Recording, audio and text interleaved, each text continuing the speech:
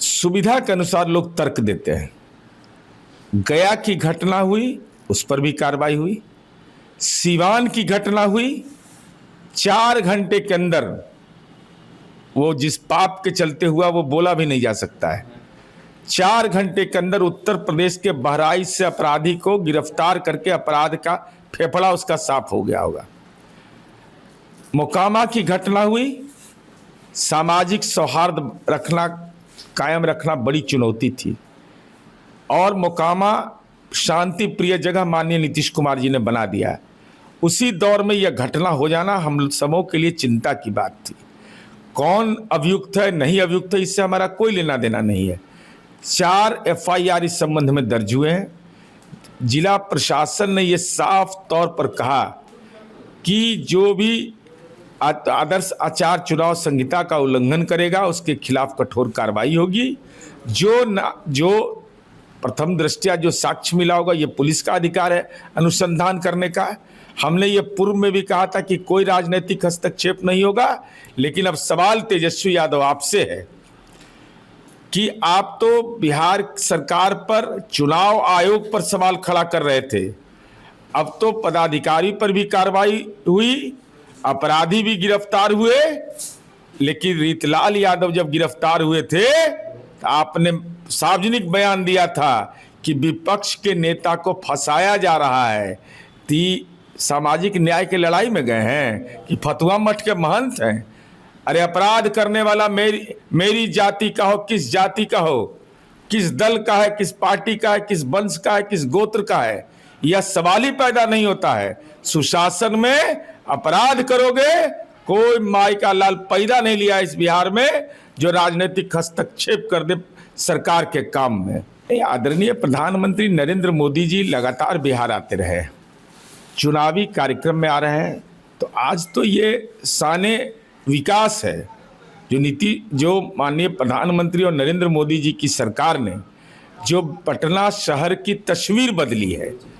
तो आज तो गुरुद्वारा भी जाएंगे, आज राष्ट्रकवि दिनकर की धरती पर भी आ रहे हैं, गौरवशाली पाटलिपुत्र की धरती पर आ रहे हैं, बापू टावर है, यहाँ सभ्यता द्वार है, यहाँ बापू सभागार है, शानदार पटना बिहार संग्रहालय है, शानदार इमारतें हैं। तो आज आदरणीय प्रधानमंत्री जी मतदाताओं से इस विकास की रफ्तार को मेट्रो जैसा तेज कर देना है, इसके लिए अपील करने आए हैं। हम विपक्ष से भी अनुरोध करेंगे, अरे मौसम प्रतिकूल है तो है, रहने दीजिए। अरे आप भी निकलिए तेजस्वी जी यात्रा पर और आपको हम खाता खसरा नंबर सहित आपकी पूरी संपत्ति का ब्यौरा दे देंगे। आप संपत्ति यात्रा पर निकलिए। पटना में शानदार संपत्ति आपका है और उस संपत्ति पर जो बनाए गए महल हैं उसका दर्शन लोगों को करवाइए और साथ ही साथ वहाँ जो सड़कें बनी है, चाचा को कहिएगा कि चाचा आपने काम तो बहुत अच्छा किया है। माननीय मुख्यमंत्री नीतीश कुमार जी ने आम लोगों से अपील किया कि 2005 के पहले का बिहार और बदलता हुआ बिहार शिक्षा, स्वास्थ्य से लेकर विभिन्न मानकों पर जो किए गए काम हैं, साथ ही साथ उन्होंने यह कहा कि हमने कभी अपने परिवार के लिए काम नहीं किया, दूसरे को मौका मिला तो केवल अपने परिवार के लिए काम किया। इसका अर्थ सीधा है कि पूरे बिहार के हर धर्म और जाति के लोग को नीतीश कुमार जी अपना परिवार मानते हैं और विकास दिखाई पड़ रहा है। तो विकसित बिहार बनाने की श्रेणी में अगर बिहार शामिल हो, इसके लिए हमको एनडीए का वोट दीजिए। यह सवाल इसलिए महत्वपूर्ण हो जाता है कि नीतीश कुमार जी का हर घर में, चाहे वो वोट दे या न दे, सबके घर में नीतीश कुमार जी की योजना का लाभ पहुंचा है। नीतीश कुमार जी का नाम लोग लेते हैं कि भाई बदलाव तो नीतीश कुमार जी ने किया है। तो इस बदलाव की प्रक्रिया में जो बिहार आगे बढ़ा है, इसको त्वरित गति से आगे बढ़ाई। विपक्ष केवल भ्रामक प्रचार करता है।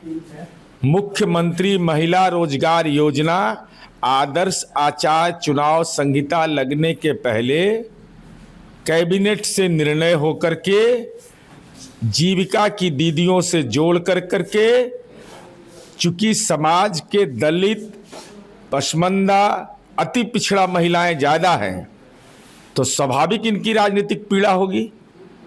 ये अनर्गल आरोप लगा रहे थे कि बैंक लोन के ये लोन है, इंटरेस्ट लिया जाएगा। अरे हम इंटरेस्ट लेने वाले और ज़मीन लिखवाने वाले हैं? हमने तो स्टूडेंट क्रेडिट कार्ड को लोन फ्री कर दिया।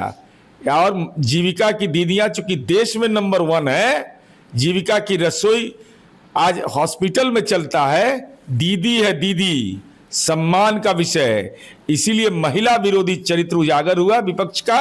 और 14 नवंबर को जब चुनाव परिणाम आएगा तो महिलाओं का राजनीतिक श्राप श्राप श्राप मिलेगा इन लोग को।